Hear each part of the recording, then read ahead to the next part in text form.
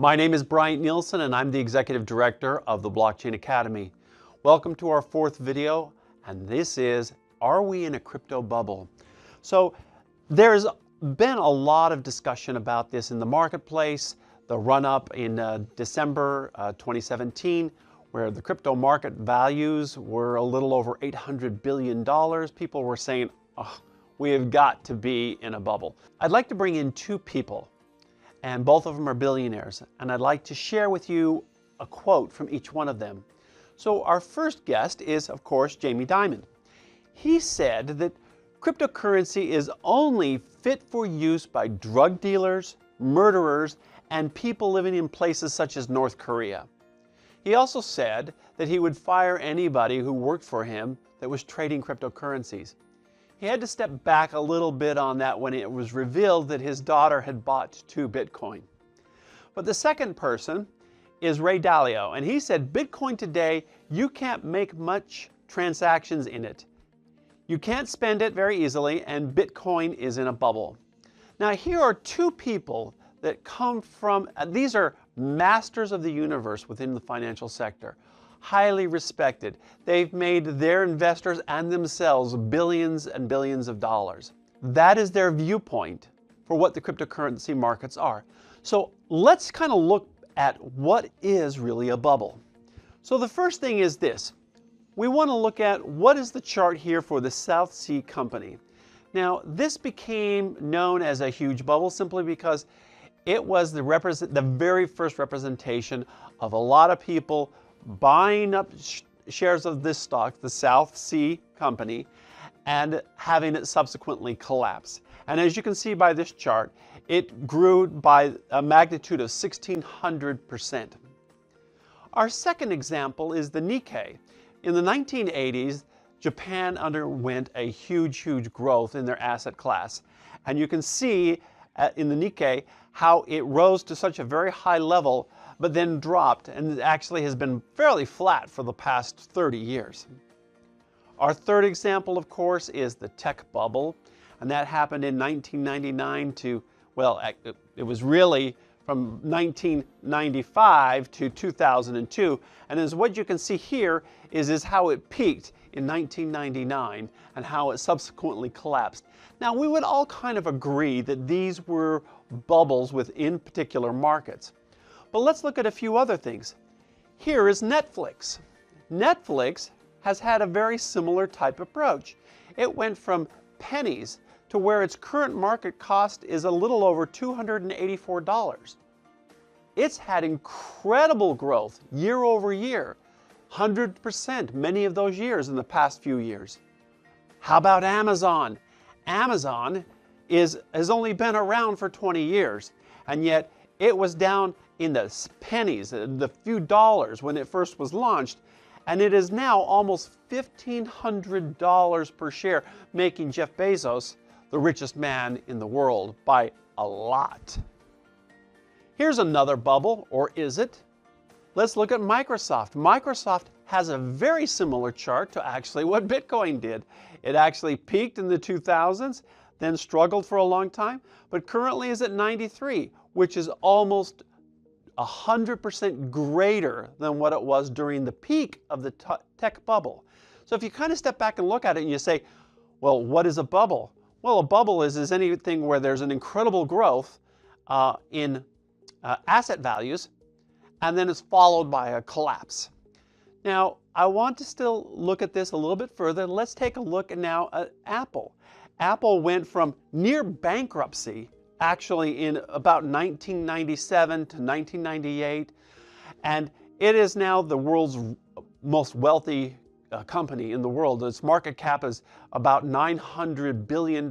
It's anticipated that it'll be the first trillion-dollar company. I mean, here's an incredible growth in terms of market value.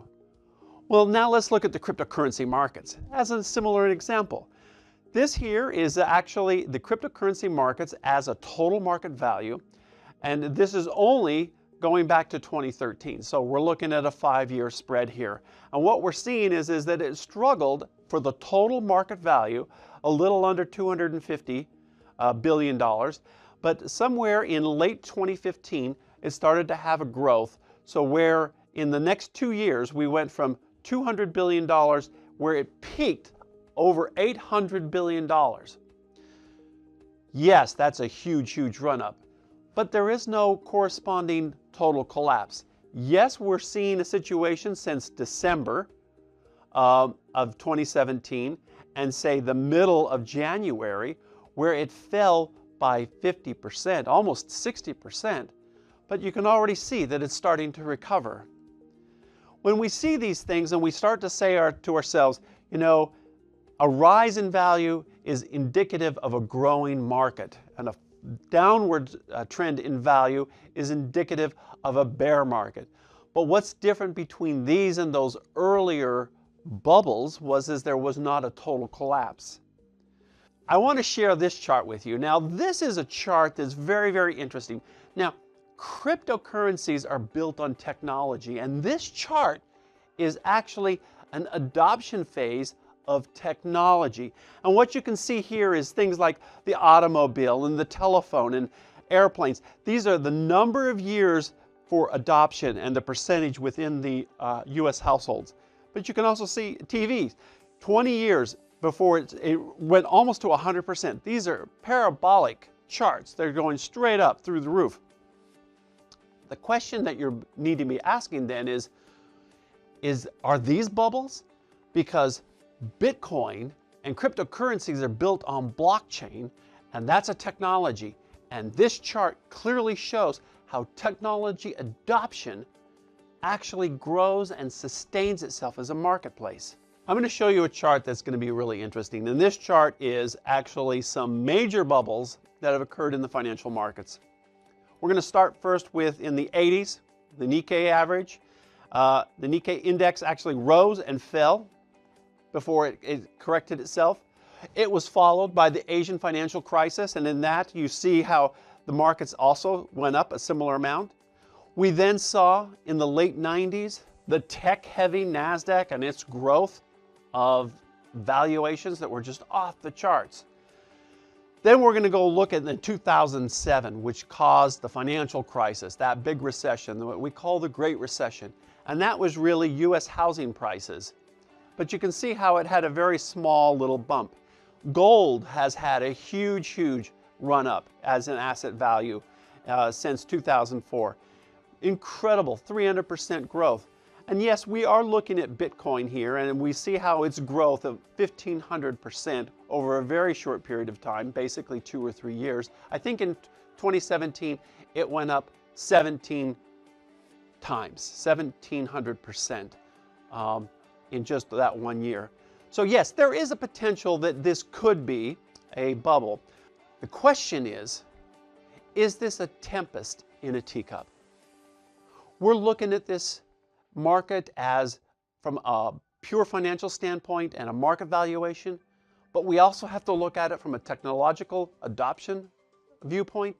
These are things that are important to look at, and not to say that this is different than others, but there's a couple things that make it unique. First of all, Bitcoin is now 9 years old. It's $1 billion bug bounty, and no one's hacked it to feel good. It's a technology that's showing that its capabilities are actually very, very strong. We're also seeing that it's not necessarily a bubble because cryptocurrencies are a new asset class. And historically, bubbles wiped out trillions, I'm going to repeat that, trillions of dollars worth of value.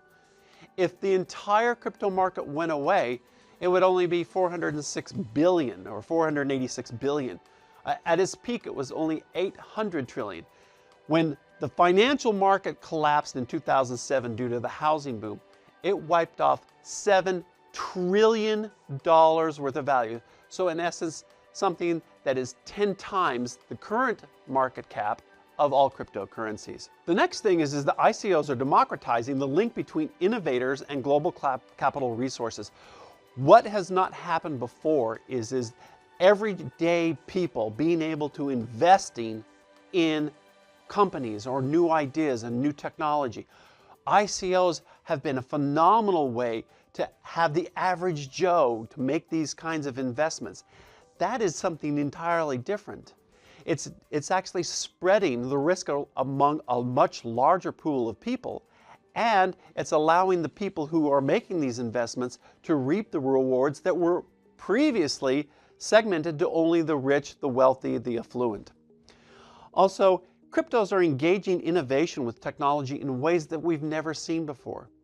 So that just gets us to the point of saying, well, what is it that you believe, Bryant? So I'm going to share with you what I believe. The very first thing is that the market for cryptocurrencies is overheated, and it might be irrationally exuberant. It might be. There's a lot of posers out there that are creating cryptocurrencies, and there are scammers too.